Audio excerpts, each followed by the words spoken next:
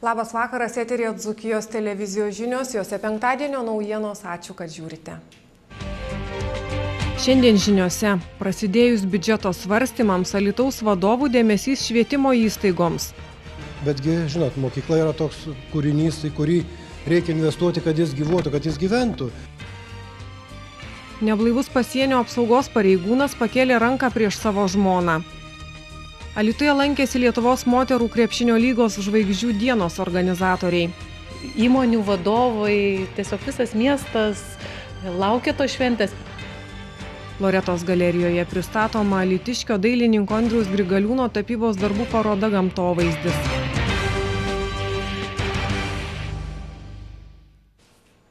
Prasidėjus 2015 metų biudžeto svarstymams, Alytaus miesto savivaldybės vadovai lankosi švietimo biudžetinėse ir viešosiose įstaigose. Šiandien miesto vadovai lankėsi Volungės pagrindinėje mokykloje, kurios bendruomenė kalbėjo apie šių metų poreikius bei problemas. Plačiau apie tai Dainos Baranauskaitės reportaže. Šiandien Alytaus Volungės pagrindinėje mokykloje lankėsi Alytaus miesto savivaldybės vadovai. Ugdymo įstaigos direktorius Feliksas Džiautas pakvietė apžiūrėti mokyklos patalpas. Vienos klasės modernios, kitoms būtinas remontas. Į Volungės pagrindinę mokyklą per paskutinius metus investuota kone 2 milijonai litų. Investuota šiais metais į informacinių technologijų kabinetą, į biblioteką, į aplinką, į aplinkos gražinimą, betgi, žinot, mokykla yra toks kūrinys, į kurį reikia investuoti, kad jis gyvuotų, kad jis gyventų. Todėl norime ne tik pasakyti ir pasidžiaugti, kad pastaraisiais metais į mokyklą investuota su renovacija beveik 2 milijonai litų, bet kartu mokykla šiandieną turi keistis ir savo ugdymo aplinka. Tai yra baldai, mokymo priemonės ir panašiai. Tai mes turime vilčių, parodydami miesto valdžiai ir džiaugdamėsi, kad jie tokį dėmesį parodo ir kad tas dėmesys nesumažės ir suprasdami švietimo, svarbą šiandieniniai visuomeniai, toliau ieškosim bendromis jėgomis investicijų į mūsų mokinius, į mūsų vaikus, kad jie čia išmoktų, kad jie ugdytųsi taip, kaip priklauso šiuolaikiniai visuomeniai. Apžiūrėję Volungės pagrindinės mokyklos pastatą, klases, miesto vadovai susitiko su ugdymo įstaigos pedagogais. Šie kėlė įvairius klausimus. Kalbėta ir apie nerimstančias aistras dėl mokyklų skaičiaus mažinimo, apie saugesnės perėjas, ar nevertėtų uždrausti rūkyti ne tik prie Laisvės angelo, viešojo transporto stotelėse, bet ir prie daugiabučių namų jų laiptinėse. Mes mokyklą daug pastangų darome, kad vaikai saugiai eitų į mokyklą, saugiai iš jos išeitų, saugiai elgtųsi ir kad, nevartotų to, kas neleidžiam, tai yra žalingų įpročių nebūtų ugdoma, bet ne viskas mokyklos rankos. Todėl mes ir siūlome, kad galbūt bendromis pastangomis tą rezultatą pasiektume greičiau. Tai yra, pašalinti fizinės priežastis. Tai tarkim, jeigu perėja, tai ne vien tik tai, kad aš suprantu, kad joje reikia elgtis saugiai, bet aš aiškiai turiu matyti, kad tai iš tikrųjų perėja, ji pažymėta, ji šviečia, atkreipia į mane dėmesį. Jeigu vaikas perka neleistinas, tarkim, prekes arba nerekomenduotinas prekes, tai ieškokim galbūt, tarkim, tai prekybai paieškoti kitų vietų ir tokius klausimus mokytojai kelia. Nes mes turim pasakyti ir tiem prekybininkam, kurie savo veiklą vystosi kioskuose, kaip toliau darysime. Tai atsakymas paprastas. Tie, kurie kioskai yra vartojami ir jie reikalingi ir stovi tam tik geroje vietoje, tai jie turi išlikti, jau nekartą esam sakę. O tie, kurie apšiūrė nenaudojami ir tik užima vietą, ar kelia problemų institucijai, mokykloje šiuo atveju, jeigu ten prekiaujama kokiom cigaretėm ar ko nors, tai manau, jiems ne vieta, šalia mokyklos galima surasti kitas vietas. Po susitikimo miesto meras teigė, kad švietimo įstaigų atstovų išsakyti lūkesčiai yra realūs. Tikriausiai visas Alytus žino, kad vienas iš geriausių vedėjų mūsų, savivaldybėje, tai yra tikrai Vituolis yra Valūnas ir jisai praktiškai visą laiką moka surasti kontaktus su direktoriais. Jų lūkesčiai, yra pakankamai pamatuoti, argumentuoti, todėl aš manau, kad yra realūs lūkesčiai. Alytaus miesto savivaldybės vadovai prieš priimant šių metų biudžetą planuoja aplankyti daugelį švietimo biudžetinių ir viešųjų įstaigų. Daina Baranauskaitė, Darius Mincevičius, Dzūkijos televizija. Alytaus arenoje ir vėl žiūrovus džiugins Lietuvos moterų krepšinio lygos visų žvaigždžių diena. Šis neeilinis renginys į Dzūkijos sostinę grįžta po 10 metų pertraukos, pasakoja Viktorija Daugelienė. Lietuvos moterų krepšinio lyga vasario 7 dieną Alytuje organizuoja neeilinį renginį. Alytaus areną sudrebins moterų krepšinio visų žvaigždžių diena. Šiandien Dzūkijos sostinėje lankėsi šio renginio organizatoriai. Vasario 7 dieną Alytuje vyks Lietuvos moterų krepšinio lygos žvaigždžių diena. Tai tiesiog didžiulė krepšinio šventė, į kurią suvažiuos visi garsiausi Lietuvos žmonės.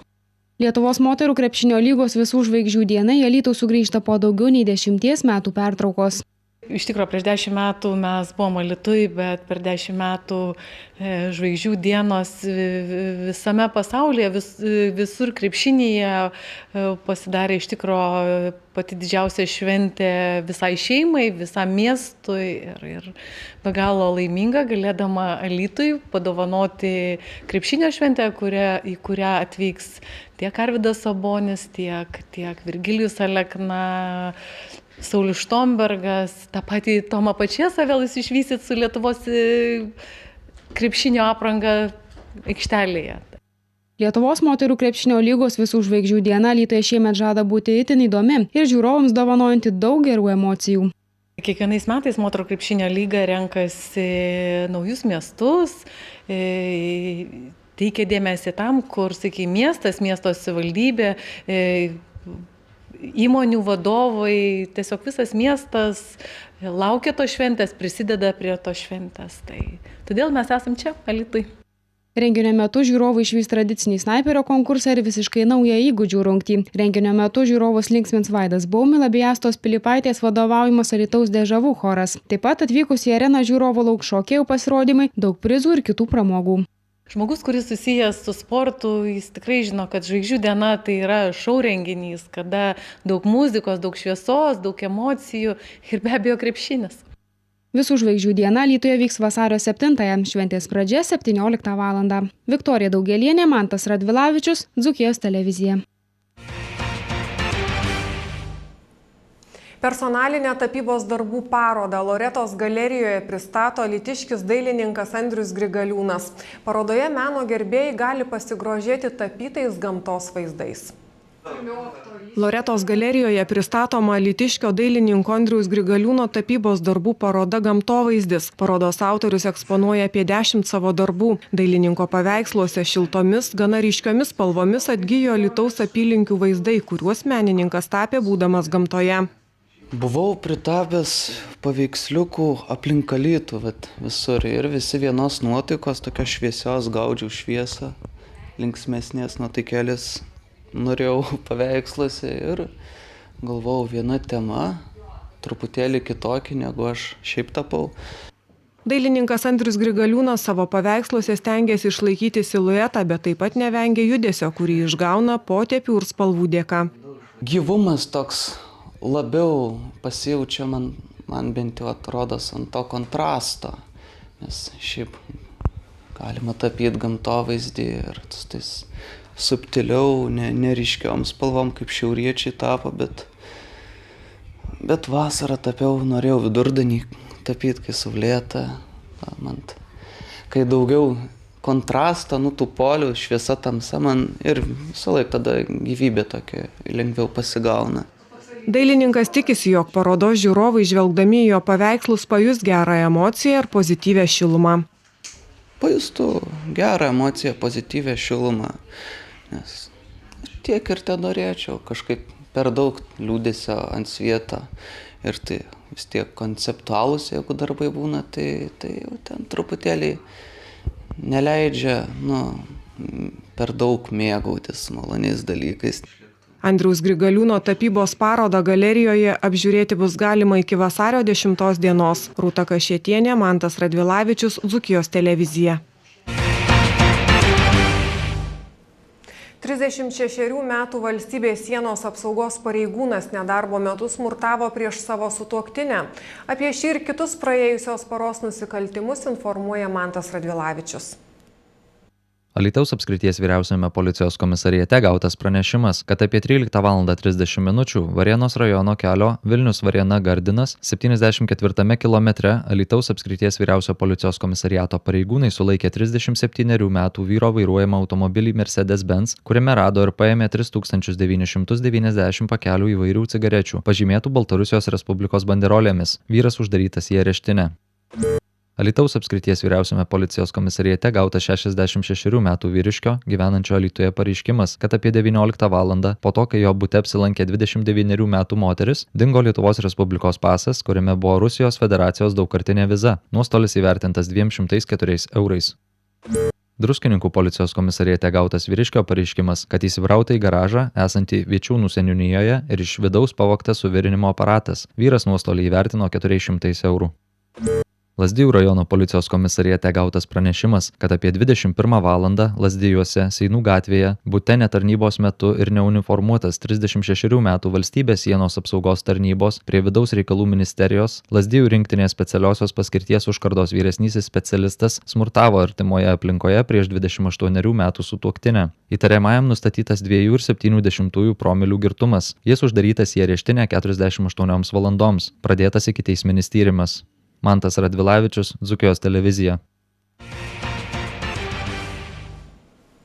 Žiniose tiek, po akimirkos savaitgalio orų apžvalga, o daugiau naujienų apie įvykius ieškokite portale dzukija.info.lt. Ačiū, kad žiūrėjote žinias, gražaus vakaro ir gero savaitgalio.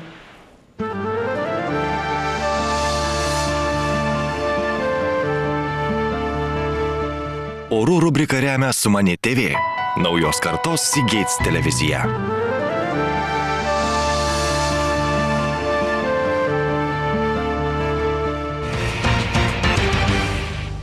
Labas vakaras, metas sinoptikų prognozėms artėjančiam savaitgaliui.